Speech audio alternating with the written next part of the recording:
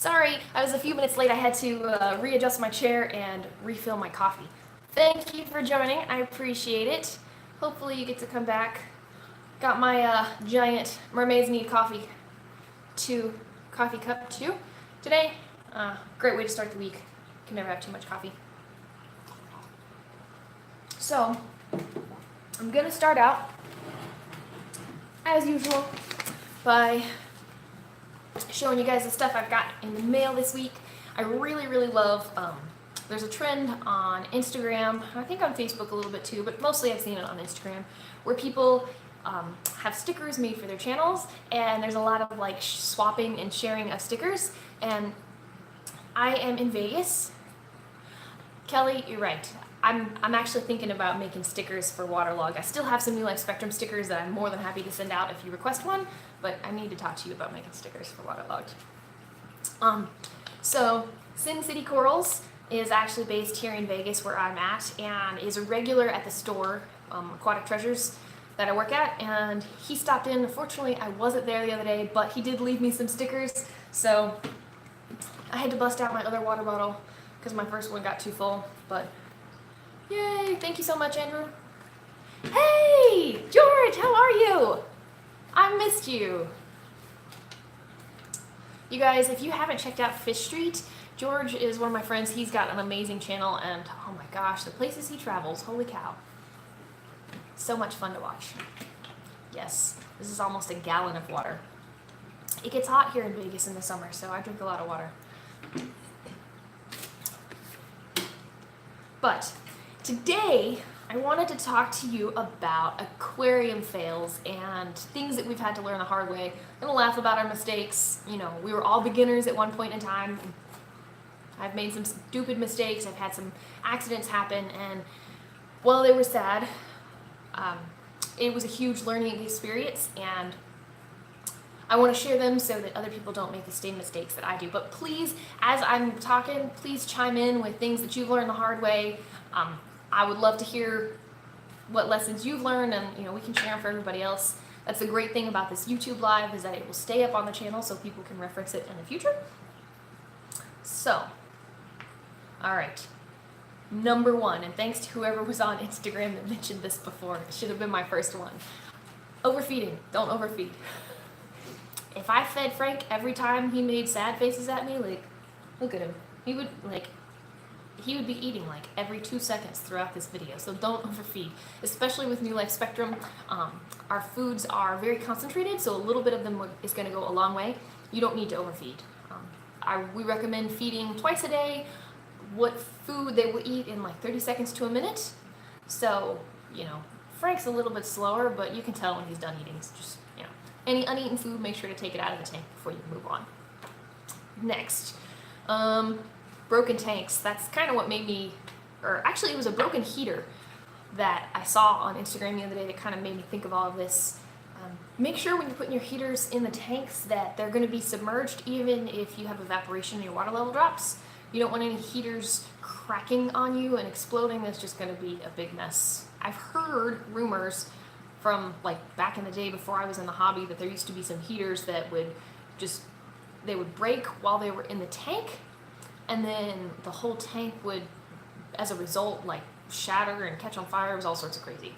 Oh, thank you, George. Actually, so the picture that I used on here to promote this, there's a picture of a tank that's shattered. That was Fauna Marin, I think I'm pronouncing it right. And their tank was leaking, so it looks like they're replacing their coral tank. That was a big tank. It was a big tank. So leaking tanks can also be another aquarium fail. You know, they could, if you're like, I like to get tanks off of Craigslist or used on Facebook, whatever. But make sure if you get a new tank, if it's used, and even if it's new, make sure to check those seals, make sure to check the glass, there's no like dents or scratches. You know, even when you're redoing rock work, I don't mess with mine in this tank very much, but if you're rockscaping, wow, this is terribly out of focus. If you're rockscaping your tank, just be careful when you're moving your rocks, because you can crack glass that way. Definitely don't want to have anybody having a cracked tank in the middle of redecorating. Another one I thought of is making sure that your tank has a lid. Now, I've seen the tanks that are rimless. They're beautiful, but not good for fish like gobies or firefish, stuff like that that are known jumpers that are just gonna hop out of your tank. We don't want that. I used to have a freshwater tank with a little hatchet fish. They're about the size of like quarters, and I don't know how he did it, but every single time he would find that hole between the lid and the hang-on back filter every single time. Like several times a week I would find this fish out of the tank, and he was always lucky because I found him and he hadn't been sitting out of water. He had a death wish though. So make sure you've got lids for your tanks. Even if it's, so this BioCube back here, it was used, I got it from a friend. It didn't have a lid, but I've got like a mesh screen taped down over the top. It was my quarantine tank. Okay, yep. Reseal them regardless if they leak or not. Yeah, that's a good one. You know, it's interesting, like it seems, after you've been in the hobby for a while, like it just seems like, oh yeah, you know, of course. But for somebody that's new, that's starting out for the first time, like, this is good information, like stuff that I wish people would have told me. I made some silly mistakes. Actually, I had a burrfish, or some people call them spiny boxes.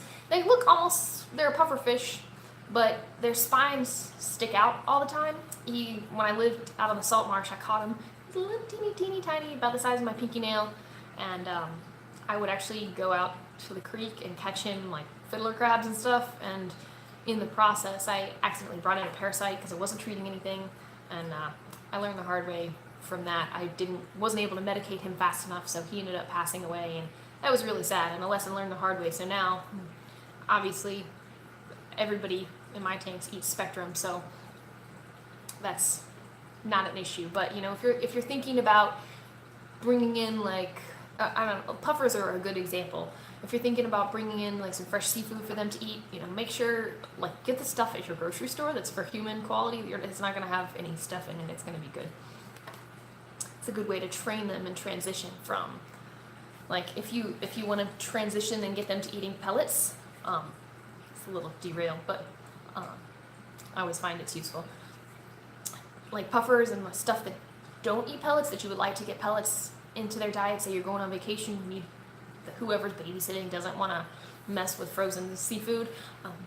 You can take like something like an oyster or some clams and prepare it, and every day as you do that, add some pellets in there so that when you feed, the pellets go in with the clams and the mussels and the oysters or whatever, and the fish start to associate that with the good stuff, and then slowly, bit by bit, you can start to remove those like meaty bits and just leave the pellets, and hopefully that should help them transition into eating pellets. Let's see. Yep. Always reseal. Let's see, what else? Brendan wrote in on Instagram saying, be careful with sand bed mixing, that you can cause bacterial blooms and thus crashes. Yep, that's a real good one. Yeah, especially if you've got like the real thick sand and gravel in your tank, definitely. Well, not so much with gravel because the gas and stuff can move up through the gravel, but with sand beds especially, there's not a lot. If you don't have a lot of mixing going in with snails or like, you know, sifters, make sure you're really careful when you are doing gravel vacs on there. Don't go all the way down. You could get into some sulfur issues. You'll smell it actually. The air bubbles will come up and you're like, ew, that's gross. That's how you know. Let's see. If you guys get the time. Okay, yeah, I'll go check it out. Let's see. Compatibility issues. That's another one. I'm guilty of compatibility issues. Frank here. Okay, not Frank. Well, yes, Frank, you. So I've got a whole bunch of different species of hermit crabs in my tank, and I found this really cool looking sponge crab, and I brought it home, and like I wasn't even thinking, I'm like, oh, this is a really cool crab, my tank is big enough, he'll have spaces to hide. No. Frank knew the moment that guy hit the water, he's like, oh, that's food for me, and would not stop harassing this poor crab. I ended up having to take it back the next day. It was sad. So check your compatibility issues even with inverts. People like Frank might not let you have cool things in the tank. I'm talking to you, Buster. I'm talking to you. Let's see, what else? Compatibility issues. Don't overfeed. Let's see. heaters, we talked about that. Somebody else mentioned power heads and anemones or even small fish. Be careful with your power heads. Make sure you have a like guard over them. Anemones are notorious for like, oh, I want to die today, and just like floating around and getting sucked into the power head. But if you have, it's harder with anemones, but smaller fish and stuff, you can kind of see this. Frank, oh, I need to show them. You cannot see this. So you see that it has like a protective case over it. That's gonna help. I don't have any small fish in here, but if I did, that would help keep them from getting caught in the power head. I'm trying to think. Is there anything else that I'm forgetting? Anything you guys have learned the hard way? I would love to hear about it so that we don't have other people make the same mistakes.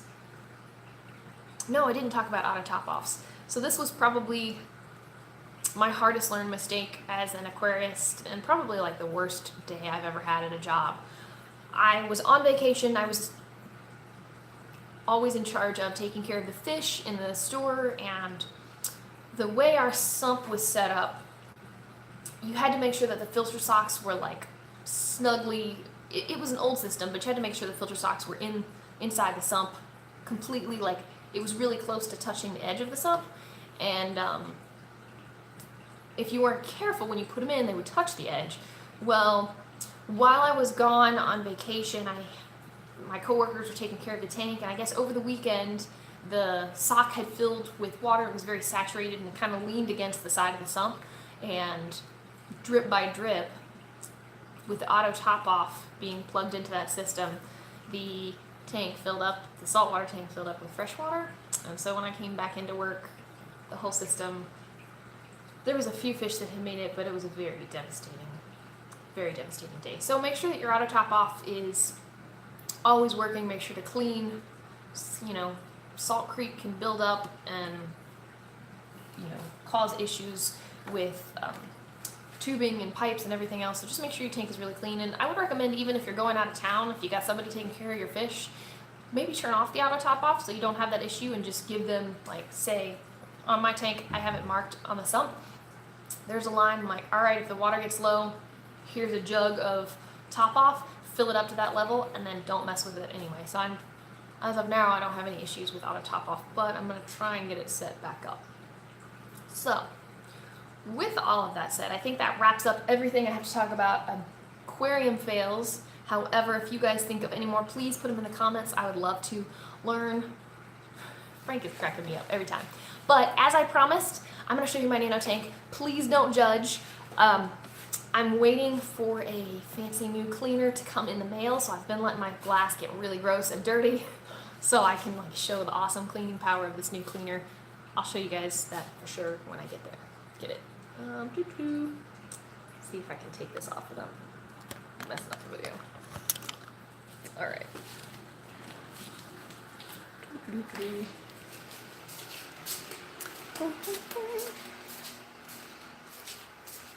All right. So, as promised, a tank that needs to be cleaned. But I turned my light on this morning so that you guys could see